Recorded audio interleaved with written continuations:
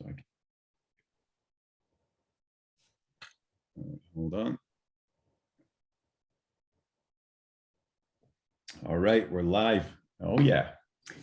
What's up, guys? Welcome to another episode of the Boring Real Estate Show. Today, we are joined by my friend Eli we just went over this. Eli Labinsky.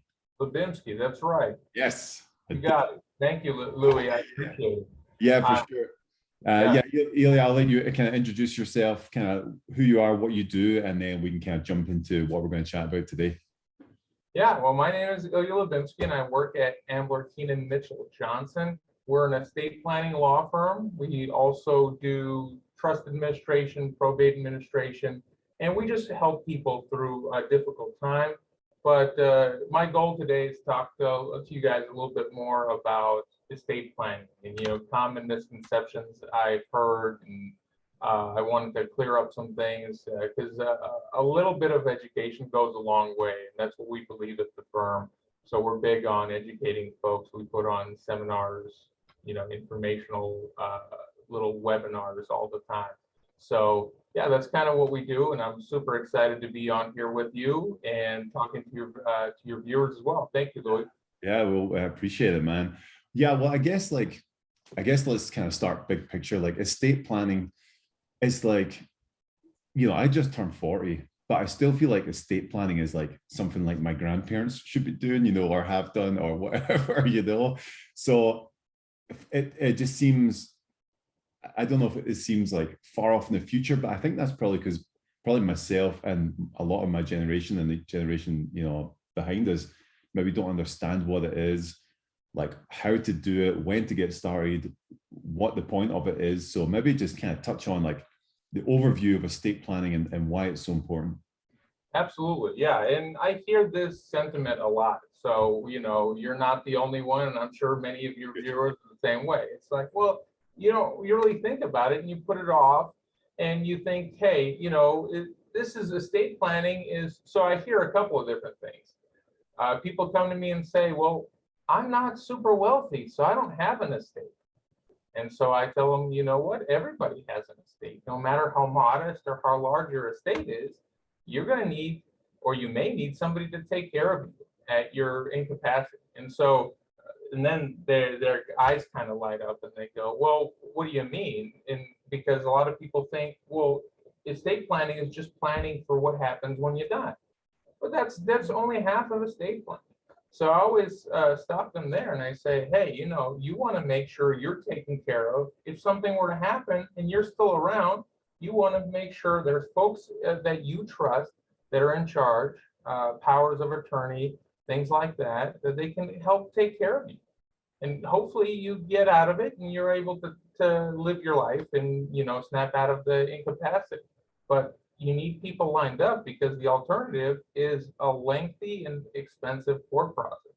Then I tell them, even if you were to pass, you want to make sure that your passing is not compounded and made even harder with a disorganized or, no estate plan at all, because your loved ones are just left picking up the pieces and they're going, well, I'm grieving, so I can't be,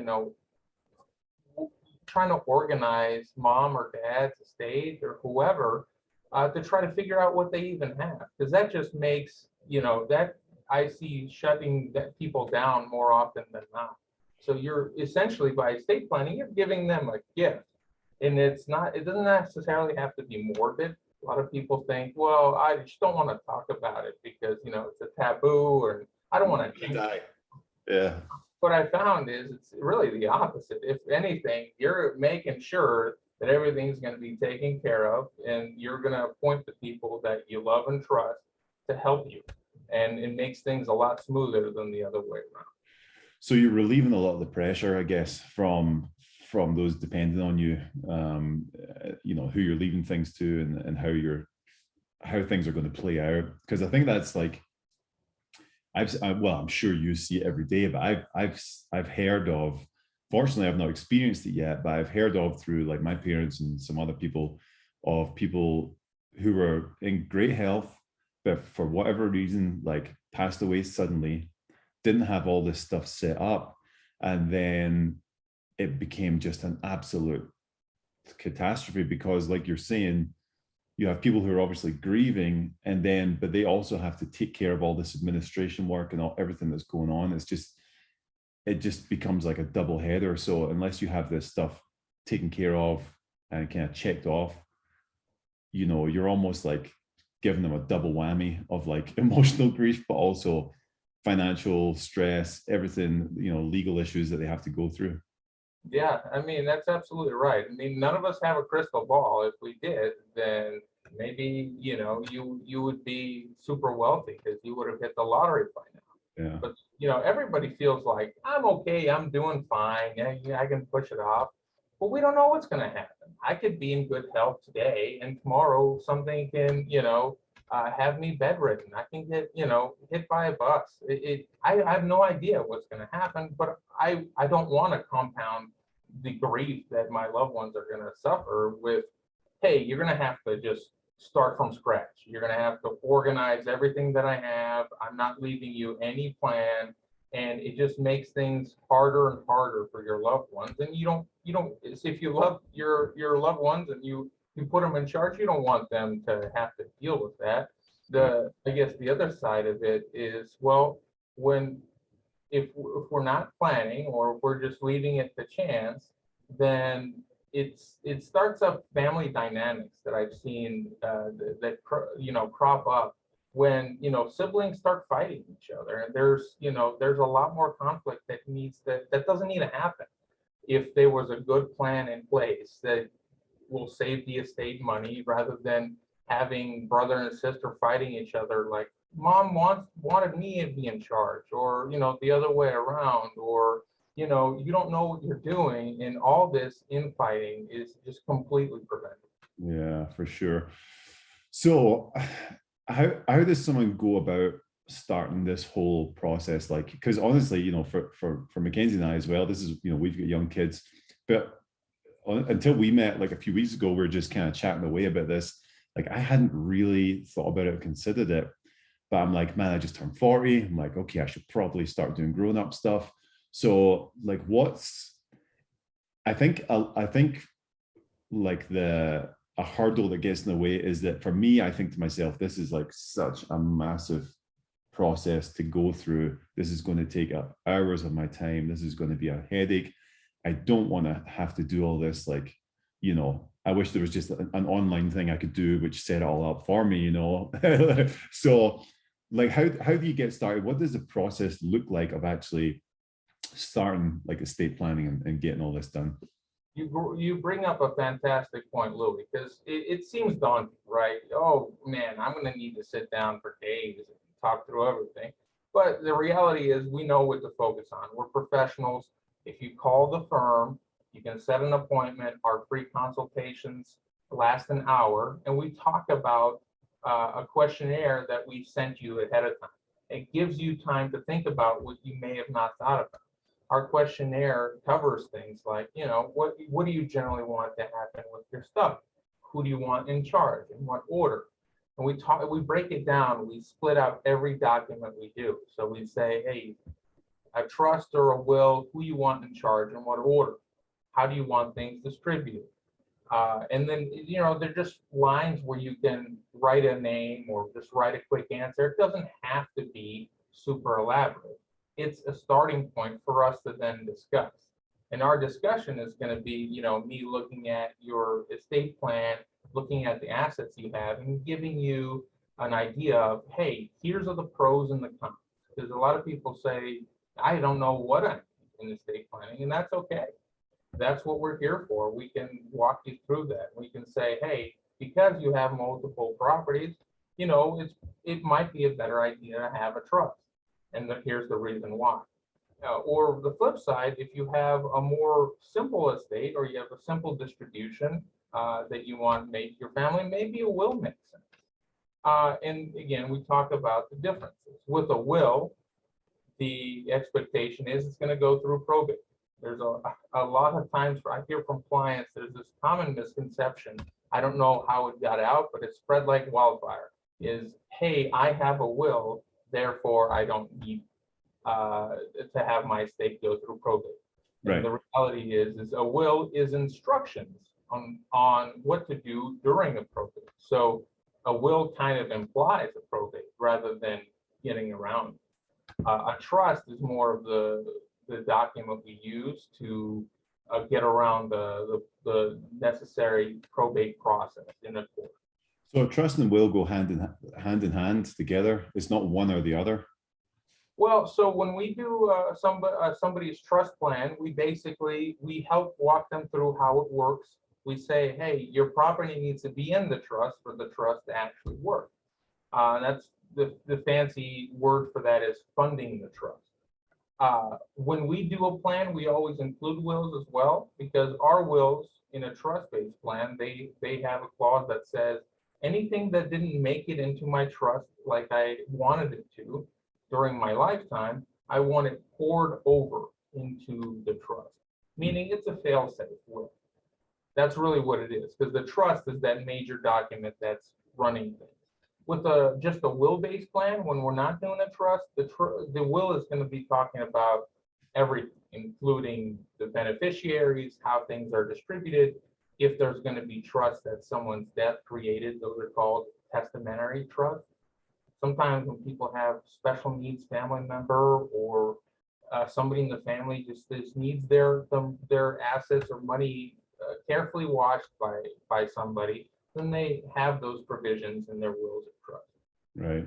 Now, does this, because obviously we're in Denver, we're in Colorado, but does it differ state by state, or is it kind of similar throughout the country?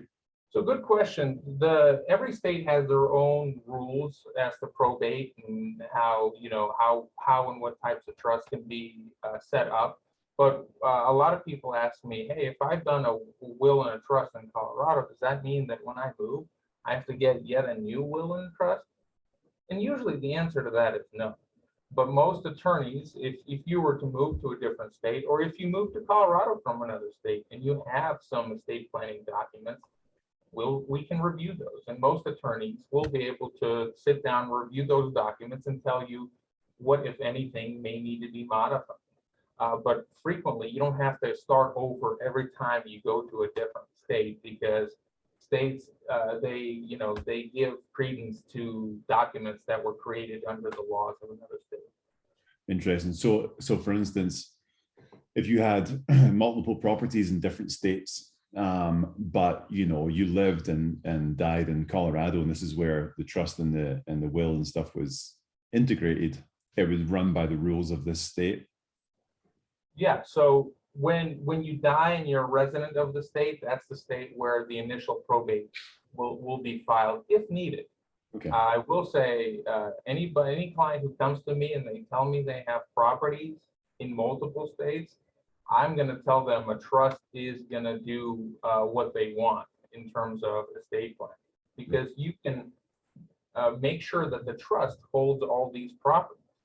If you don't do that, the alternative is there's a probate in every state. There is property. And some people go, no way, that can't be. But the reality is anywhere that there's real estate in somebody's name and they pass away, probate is the only way in most states to be able to get that property out of the deceased person's name into the name of their successors or descendants. So that's why I say if you have multiple properties, you should put them in a trust, because the trust is going to control them all, and it's not going to trigger an extra probate in every state that there's real estate. Right. And the trust isn't just for when you pass, because I think a lot of when trust comes up, it triggers a lot of people for like trust fund kids, or whatever that looks like. Is this the same process? Like, you don't have to pass away for things to be passed to your children or whatever. You can release them at certain times, or how does that all work?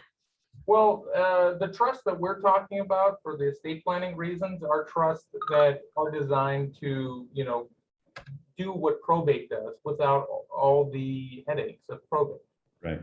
There are other trusts that exist, and you can create a trust that helps a special needs person that's currently living, and you can be living and taking care of that. But a trust that I guess what we're talking about now with estate planning puts people in charge, and the trust itself is an entity that survives your death. Okay. That way, during your lifetime, you manage it. You're in charge. Let's say, Louis, we did a trust for you and your just as an example. You can manage it, and it's your trust and your wife's trust during your lifetime. When one of you passes away or is incapacitated, the other one takes over and manages day-to-day things. And if they needed to provide for a family member, and you put that in the trust, then that's taken care of. Okay. When the second spouse passes or is no longer able to act, then we have a successor trustee that's appointed in the document. A family member, a trusted person, or a professional in the community that can run the trust and do the managerial duties of the trust and take care of whoever the trust is taking care of. That way it works a lot like a probate, like I said, without having to deal with the court, having to get permission at every step of the way, which is what happens in probate. Right. So, and what would that look like with, because obviously our kids are 10 and 6, right? So, obviously they would be the survivors of Earth. If something was to happen to us, is there an age limit they have to be? Like, what happens when it's like young kids in there? Does there always have to be a guardian involved or someone over the age of a certain age? So that's a good point. And normally clients, we tell our clients that, hey, if you have young children that are going to inherit property, and that property is going to be held in trust until they each get to the age of 21, or whatever age that you might prescribe that you think is appropriate. And otherwise, they're going to be taken care of by a guardian. And then you name the guardian in your documents as well, which is great, because you have people that you can trust and you can name in the event something were to happen to both you and your wife. And then that guardian would have to take that form and go to court and be appointed officially as a guardian. Okay. But you make a great point with that, because you have to provide for your minor children, but when they get of age, if they reach a certain age, and a lot of people trigger it at age 25 or 30, they may get all or a large portion of their trust money to them. Right. Yeah. That doesn't mean that they're trust fund babies or there's a ton of money going to them. It's simplifying a process that they otherwise be getting money through probate. Yeah. Well, I mean, it's what you work all your life for, to provide. But yeah, as long as there's an age range on it, I can't have like my 10-year-old getting all this stuff and then they go out and buy Pokemon cards with it, like that's that's not going to happen. Absolutely. And we say, hey, here's some common age ranges that we use or we see, and sometimes we say, hey, does it make sense for your kids to break it up into thirds? I'm sure your 10-year-old is fantastic for a 10-year-old, but you don't know if your 10-year-old, even at age 18, is going to be good with money. Who knows? So, I have clients that differ on that opinion. Some people say, 25, give them everything. And some people say, hey, let's split it up the sections and kind of protect my kids from themselves. I wasn't good with money till I was like 35. So yeah, I'm all good with that. Yeah, it's such a fascinating topic, honestly. But it's something that like everyone should be looking at this right now. Like you were saying earlier, like, it doesn't matter how big or modest your estate is. Like, is it, because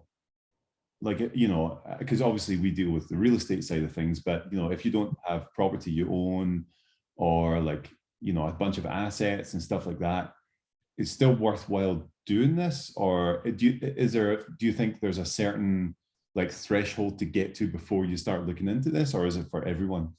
It's for everyone, because the reality is nobody knows what's going to happen tomorrow. So, and we can at least, and again, our consultations are free. You can talk to us for free. We can tell you what it is we think you need, and some things that you may not need. I'm not going to push you into doing this. The same plan it's not a cookie cutter plan like you would get on a website. So a lot of people go, I'm going to do it myself, or I have a modest estate. I don't have that many assets. I'm just going to jump online, save a few bucks, and, just do it myself. The problem with do-it-yourself stuff is you don't know if it's done right. You don't have any guidance, any professional who's a licensed attorney, like we are here, who can say, that might not be a good idea. What you're doing here made sense to you when you typed it into this website, the getawill.com, whatever website there is. And, you get a product and you feel proud of yourself. But in the end, do-it-yourselfers, I find more than half the time, something gets screwed up. And you just don't know what it is that they're missing or what it is that they should have done instead. Because, it's just like any aspect of law. It requires a professional who's knowledgeable about what they're doing. So I would say, there's no cutoff as to how big of an estate somebody has before they should go talk to an attorney. And at the very least, their talk with us is going to be free, so they can evaluate whether it makes sense for them and how they want to proceed. But even if somebody absolutely has no property, is going to want to name somebody who can take over if they become incapacitated, or if they need, a spouse or a loved one to go sign a check on their behalf. A lot of people just assume off the bat is, well, I'm married, so my spouse can just jump into my account and then start signing stuff for me and take care of my finances. Well, that's not true unless the spouse is actually an owner of the account. And, when I tell that to people, they just go, really? And then they kind of give me the same look of, well, my neighbor said, yada, yada, yada. So I'm just kind of going off of that legal advice. Well, I said, well, here you go. Here's some legal advice actually from an attorney. So I'm hoping that will, get you on the right track. Yeah, I get a lot of that. Well, my neighbor said, my dad said, we get a lot of that over here, especially with people selling their house by themselves for sale by owners. Some of them can do it, but like 80%, I think, end up working with a realtor, and it's the same thing. It's like, listen, we know what we're doing. Like, let us just take care of this for you. Now, with those, like the trust and the will and stuff, is that like a set it and forget it, or is it like do you update it yearly, or how does it all work in terms of that? So we try to be as thorough as possible to get everything done the way people want right away. But that doesn't mean that it's a document that doesn't change.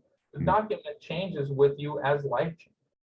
So I have people come to me and they show me their old documents that were drafted by an attorney 30 years ago.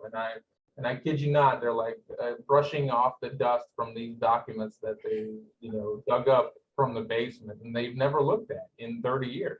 Oh. And I look at them and I say, well, this is what this document says. Do you know that's what you did?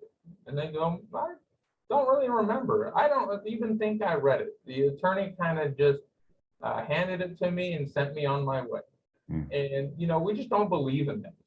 We like to walk people through it, explain what they have, and we're gonna touch base with you every 3 to 5 years is what we like to do, to just make sure that, hey, does this plan still make sense for you? Do you have people appointed in the right order? And a lot of times people will say, I had so-and-so passed away, or, I'm no longer friends with this person, so I don't want them to be listed as my power of attorney. And so we change the documents as needed. But it's important to review them every 3 to 5 years, so at least what you have makes sense. And sometimes they don't need to make a change. Great. At least we know that what they did made sense, because it's nothing's worse than having a client come in and somebody passed away and they show me their documents that they haven't looked at in the last 30 years. And I tell them what it says and they go, well, that's not what I wanted. Yeah. I'm so sorry. I wish I was there to help you out when, push comes to shove. Yeah. Well, because that's the thing. I mean, it's a legal document. It's a legal matter. Like, there's no way around it, like you have to do what it says. Like you said, Louis, it's the reality is it's your legacy. So it should be important to you. You can't just like set it and forget it. It grows and changes as your life changes. And people get divorced, people die all the time. So we want to make sure that it does what it's intended to do. Yeah. Okay. A couple final questions. What age should someone start thinking about this, do you think? Is there a certain age, or is it once you get into a certain kind of stage of career, or how early should you start planning this? Well, I've had clients come in, they turn 18 and they sign powers of attorney. And Wow. yeah, I mean, their parents are behind that, and I understand that, but it's important to have, because the alternative is a nightmare. Going to court, so if a lot of people don't know, if you don't have a power of attorney, then whoever's trying to take care of you, a loved one, can't do it without court approval. So if something were to happen to me, and then I go into a coma, or I'm unconscious for an extended period of time, uh, my wife can deal with joint accounts that we have. But if I have some separate account that she needs to deal with, she's not going to be able to do it. And no matter how convincing she is at the bank, and she shows the marriage certificate, it's not going to help. They're going to say, we either need a power of attorney, or I need a court order that says that you can do this. The court order route is more expensive, and it's just tedious, because you have to constantly report to the court, and the court has to sign off on things that you do. Does that intertwine with business as well? So like a business accounts and stuff like that too? So for us, like obviously we have our personal account, but we have our business account for real estate. Is it the same thing, kind of like intertwining like that? Well, yeah, we have documents that if you were to do a trust, we make sure that the trust has authority to deal with your business, because we don't want something to happen to you, and then boom, the business all of a sudden is in shambles and nobody can take over. Right. I encourage people to have good operating agreements, good succession plans in conjunction with estate planning. But yeah, our documents do handle that aspect of things as well. So business accounts aren't just ignored. Yeah, they're still taken care of. Yeah. But I would say the vast majority of my clients are, I guess to answer your original question, are middle-aged. I'm getting more and more people that are younger, that are thinking about starting a family, or they just got married, and each person has their side of the family, and they may not have kids to share their wealth with, but they still want to make sure the right people get them. Yeah. I have folks in my family that I frankly would rather not have any of my estate, and I'm sure everybody's like that. Yeah. So if you were to just leave it to chance, the state of Colorado doesn't discriminate against the family members you don't like. You better have a plan in place. Yeah, they're not looking up old text messages to see you guys fighting. No, they're not going to go through all that and go, oh, I guess you didn't really get along with your cousin, but you're only surviving family member, but your cousin's going to get it. Yeah. Mm-hmm. It's fascinating. It's crazy, just because obviously we met a couple of weeks ago and started thinking about all this, and it's like, dang, this is a real necessity, to have in place, just for peace of mind, honestly. Just because, like, you see every day, but I've seen, this happen, through a third party, just like, oh my gosh. And obviously dealing with probate, real estate, you see it happen as well. It's tough, man. And like, you don't want to leave. I think that's the thing for me. It's like, I don't want to leave my kids or whoever in that spot where it's like, we don't know what to do. This, like, you've got this emotional stress plus now financial, legal obligations. Like, it's a whole stressor. So really for me, it's like more just peace of mind. Like, okay, let's get this all done.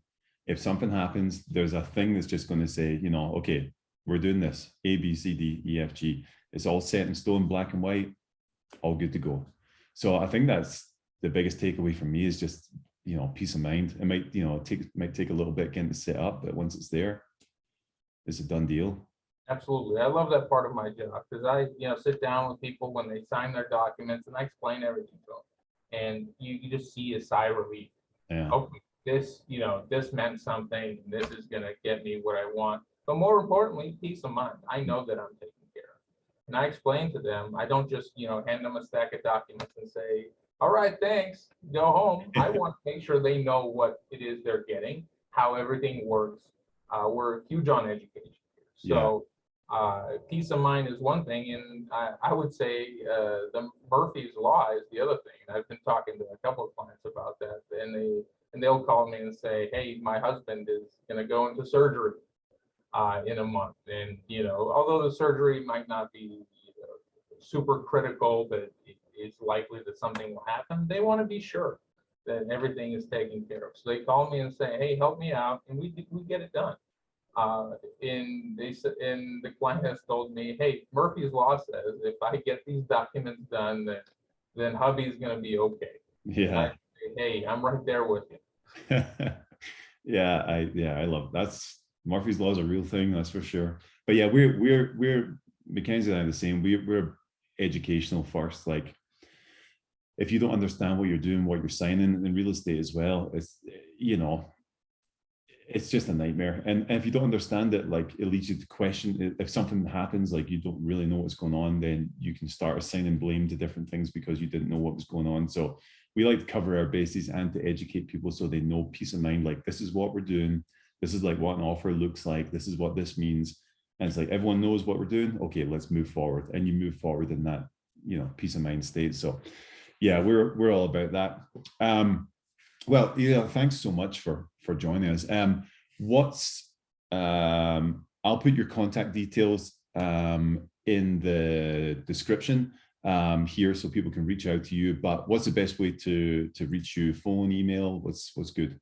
Phone's the best way to reach us. If you give us a call, set up a time, and I'll meet with you and talk you through your situation and go over what plan makes sense. And Yeah. like you mentioned earlier, a lot of things, if you've never done them before, like selling a house, buying a house, or doing an estate plan, it can sound daunting.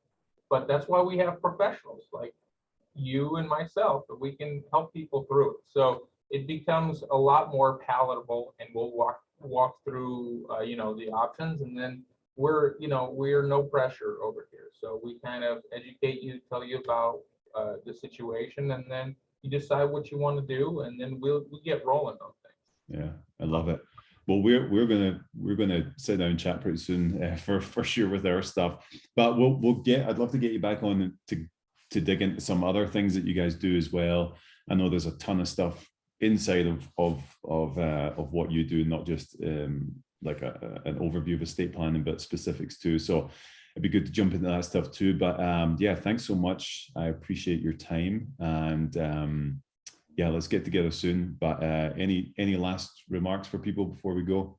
Yeah, I'll just give them my phone number, 303-407-1542. That's the number to the firm. Again, my name is Eli Labinsky. And Louis, thank you so much. It's been fantastic. I really enjoyed talking to you and your viewers. Yeah, I appreciate it, man. Yeah, let's do this again sometime.